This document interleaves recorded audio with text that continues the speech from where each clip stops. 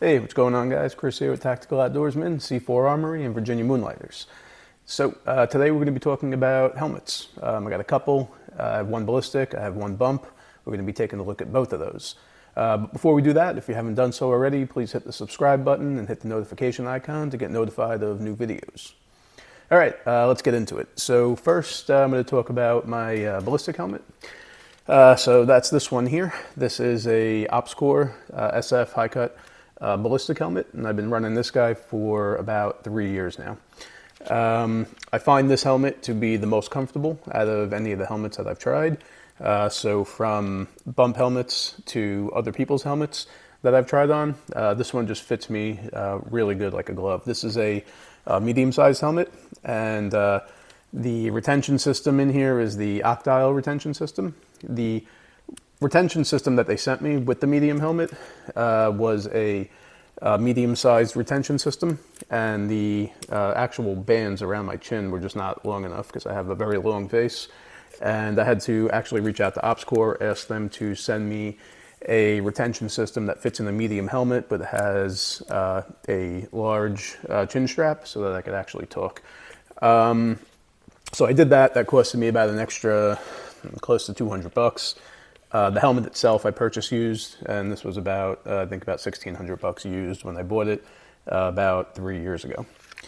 So what I'm running on this helmet is on my right side, I'm running a Surefire Vampire light on an axe mount, and this allows me to swivel the light up and down and all over the place. So I really like the axe mount. The white light I generally am using during night courses where we go nods up and I have to go downrange to check people's targets and score them. And the infrared light I use a little bit less often. The only time I do use it is if I need to throw some extra lumens downrange just to get some clarity if it's super dark out, or I'll run it up for some canopy lighting if I'm in the woods or if I'm in like a CQB house or something like that. But most of the time I'll be running the white light on the range. I hardly ever touch the IR. On the opposite side of this, I have a Princeton Tech admin light. This one does white light, infrared, blue and red. Blue is good for identifying blood. I don't really use that at all, or at least I haven't had to yet. Red is good on the range, so you're not blinding people. And white light, I don't really use this for white light very much. I'll use the Surefire for white light.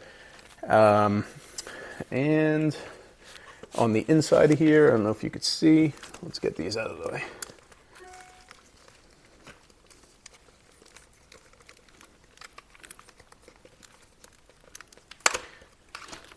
All right, so I have the 4 D-pads in here. I have 5 of them. I have 2 in the middle, 1 on the left, 1 on the right, and I have 1 in the back here.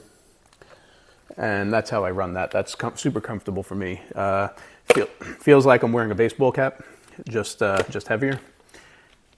But if you guys don't have those pads or similar pads, I would check out swapping out the factory pads to something more similar to the 4D pads. If not the 4D pads, I really like them. On the back of the helmet, I am running a TMVC Mohawk. And inside here, I don't run counterweights. I run a 10,000 milliamp battery with a switch here. The reason I have that is because when I'm running my nods, I have a low profile mission recorder and that needs a battery pack. So I'll run the wire up along the side underneath the IR patch and up to the front of my nods there. And that'll power my nighttime video recorder that gets mounted behind one of the lenses on my dual tube night vision. All right. From there, I have a red unity light, and I have a green and white strobe and an infrared strobe. I like to run 2 different colors. Sometimes I'll switch them based on what I'm doing on the range, what my job is. Sometimes I'll wear green, sometimes I'll wear red. It just really depends on what I'm doing. And on the front, right now I have a GoPro mount for recording stuff during the day, whether it's recording my own runs or recording students doing their runs. But typically I'll have a Wilcox G24 mount on here, but right now it's stowed away with my night vision. The shroud on here, it's got these small bungee retentions on it. It doesn't have the old style ones that run all the way across the front and clip in over here. It's got these little tiny ones, so I'll clip those onto my nods when I throw them on. I do have, I don't know if you guys noticed these little, where are they? These little clips over here, little black clips, one on each side. These are to put on the OpsCore step-in visor. So the visor is basically iPro. I use the clear version at night sometimes, and then it's got two bungee cords on it. One will attach over here and one will attach over here. And that's what I use that for. These OpsCore amps, obviously with the arms, this is the NFMI version. I don't really use the NMFI function because I never bought the earplugs. I just don't find that I really need them right now. Maybe I will at some point. And you'll notice I flip my Ear Pro in. It's because I don't like to flip them onto the back of my helmet. It leaves indents on the pads here, and that makes for not a good seal. So I just fold them in and store them like that. All right, I think that's pretty much it for the ballistic helmet. This is a pistol-rated ballistic helmet, not rifle. My other helmet is a bump helmet. So this is a black bump helmet, and everything on this helmet is a knockoff. There's nothing authentic really on here. I mean, there's a couple of things, but all the main stuff is knockoff. So I just picked this up on Amazon. I think it was about 40 bucks. This is a knockoff Surefire Vampire Light from eBay. I think it was like 50 bucks. This is a knockoff G24 Wilcox mount and a knockoff bridge. And those are both, I think, from Sotac on eBay. And I think those are about 80 bucks a piece. There's another Princeton Tech light on here. I don't remember if this is a knockoff or a real one. But either way, they're inexpensive enough. They're like 50 bucks. On here, I have the Mohawk. It's not a TMVC Mohawk. It's a knockoff Mohawk. Right now, I'm just running some batteries in here. But typically, I'll run some counterweights in there if I throw nods on there, which I don't do very often. I'm not running this rig super often. This is more of like a spare. If somebody has a spare PVS 14 and one of my buddies wants to come out, I'll give this out as a loaner helmet. We got two of the sparks on here, two different colors. I think I have a green and an infrared. The retention lanyard here is T-Rex Arms retention lanyard, and I just keep it up on here because that's what I use instead of these older style bungee retentions here. I don't like to use those. And on the inside, I threw my extra 4 D-pads in there on the top. You'll see on the left and right side, I still have the little gray pads that came with the helmet. I don't like them terribly, but the 4 D-pads were too big on the sides of this helmet. This is a one-size-fits-all type of helmet, so I'm not really sure of the dimensions on it. But the larger pads weren't very comfortable on the left and right side. I think that's all I have going on with this helmet. Nothing crazy. Even everything on here being a knockoff is still like a $500 helmet. Like these Sotac OpsCore knockoffs with the arms, I think are about $250. That's actually, exponentially more than the helmet itself. The helmet was only, I think, like 30 bucks on Amazon. And then, like I said, the G24 was about 80. The mount on the front was about 80. The Surefire knockoff was about 50. And I think these Princeton Tech lights are about 50 or 60.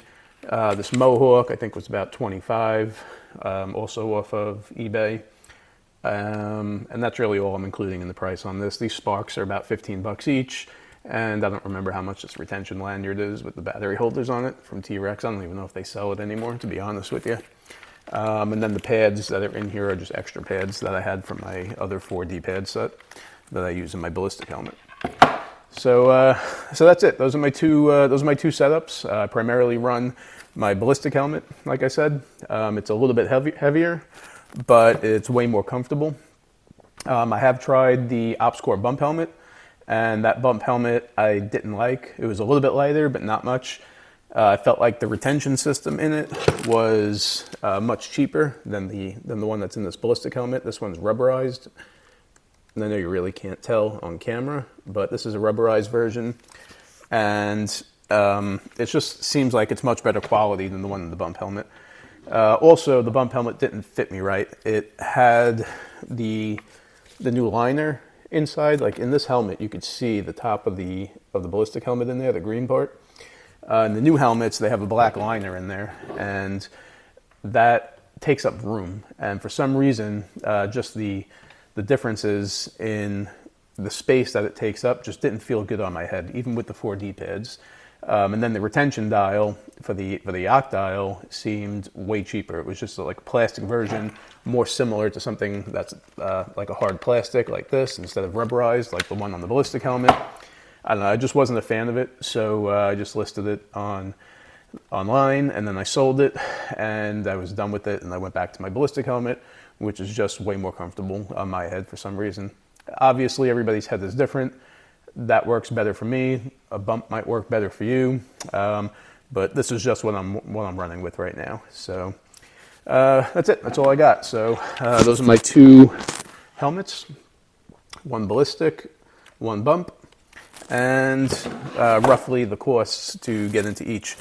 So I think this one here, probably about $1,600 for the helmet when I bought it a few years ago. And I bought that on the used market as well, and that was the price I paid for it back then. These lights are about $250, $300. The axe mounts are about $100. The amps are about $1,200 with the arms. The Mohawk, I think it was about $75 or something like that. I think these Princeton Techs are about $50 or $60. Wilcox G24 mounts are about $500. D4 pads, I think, were close to $100. I'm sorry, 4D pads are close to $100. These strobes are around $200. Unities are about $15, and that's it. Yeah, so an expensive piece of equipment when you have everything all loaded up with all the gear on it. If you don't need the gear, don't put it on the helmet. It's just going to put extra weight on your neck that you don't need. That's kind of the plus side of having a bump helmet. They're just lighter. And let's face it, most of us don't need ballistic protection. I don't really need ballistic protection. I just use this helmet because it's more comfortable. I'm not really too worried about the weight on my neck. I only have it on for several hours at a time. So it's not like I'm wearing this thing, for 10, 12 hours. I'm not going out on missions. I'm usually instructing a class or I'm taking a class, and most of those you're only wearing the helmet for 4 hours or so, something like that. So I'm not really too concerned with it, but yeah, so that's all I got. I hope this video helped a little bit. I hope it gave you some options. If you have any questions on anything, just leave me a comment down below, and if you guys want to have a discussion or banter with each other, comment down there, have at it, and that's it. That's all I got for this video. I'll see you guys in the next one.